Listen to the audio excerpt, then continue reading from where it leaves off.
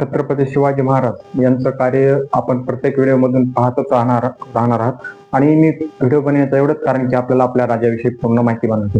राजाविषयी माहिती पाहत असताना आपण एक ना एक त्यांचा अगदी नाकापासून ते अगदी केसापर्यंत त्यांची पूर्ण माहिती बघितली पाहिजे. कारण राजाचा इतिहास खूप मोठा आहे आणि आपल्याला 1-2 दिवसात ते पाहणं शक्य नाही. त्यामुळे आपल्याला अनेक व्हिडिओ बनावं लागते, अनेक व्हिडिओ मधून पाहण्याचा तुम्हाला माहिती घेण्याचा प्रयत्न करावा लागेल. आणि मी प्रत्येक व्हिडिओ मधून राजाची माहितीविषयी सांगणार आहे.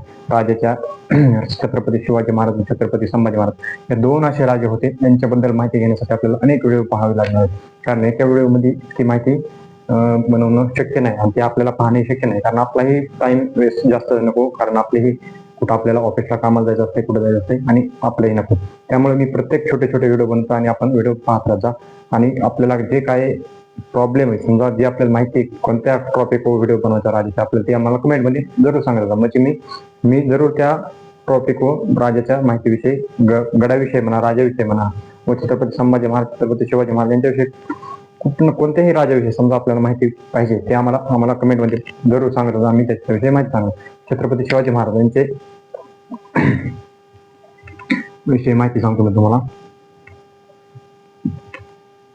आता छत्रपती हे नुसतं नावातच नाही तर ह्या महाराष्ट्रात आहे. त्या शब्दामध्ये एवढी ताकद आहे ना की आपण त्याची गिनती सुद्धा करू शकत नाही. छत्रपती नाव आठवलं, कुणी कुठेही जा, आपण नुसतं नाव घेतलं राजाचे की आपल्या डोळ्यासमोर लगेच राजे येतात. मग ते त्यांची कीर्ती भागा केवढी असेल. इथंच नाही, महाराष्ट्राच्या बाहेरही जा, कुठेही जा, राजांनी अनेक गड किल्ले जिंकले.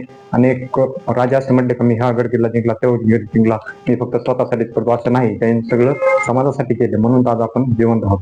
आता आज आपण राजांनी आपल्यासाठी समजा गड किल्ल्याने जिंकले तर आज आपल्या कपाळावर गंध सुद्धा लावायला आपल्याला अधिकार नसतो. त्यामुळे राजांची कीर्ती एवढी महान आहे की आपण त्याची गिणना सुद्धा करू शकत नाही. राजांचे असे काही कट्टर मावळे होते की राजाशिवाय एक क्षणही राहू शकत नव्हते, जसे की हिरोजी इंदुरकर.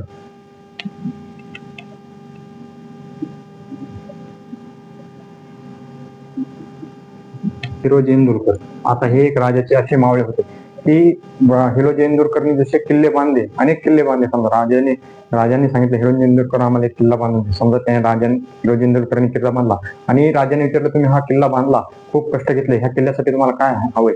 तर हिरोजी इंदुरकरनी राजांना स्पष्ट बोलून उत्तर दिलं, राजे मला हा किल्ला बांधला माझ्या ह्याच्यासाठी, मला फक्त तुमची साथ आशीर्वाद हवाय. आणि या किल्ल्यावर चढताना मग पायरी बघा, पायरीला आपण प्रत्येक जण त्या पायरीवर पाय देऊन जातो. हिरोजी इंदुरकर फक्त त्या नावाचा एक दगड लावलेला आहे, एवढं मागितलं. बघा आपल्यासारख्याने काय म्हटलं असतं, मी एवढं, आपण समजा एखादं घर बांधत आपण म्हणतो मी एवढं बांधले, मला एवढं पाहिजे, मला तेवढं पाहिजे, तसं नाही. त्यांची शिकवणच आहे तशी. पहिल्या माणसांची बघा कशी एकदम मायाळू प्रेमळ माणसं येतं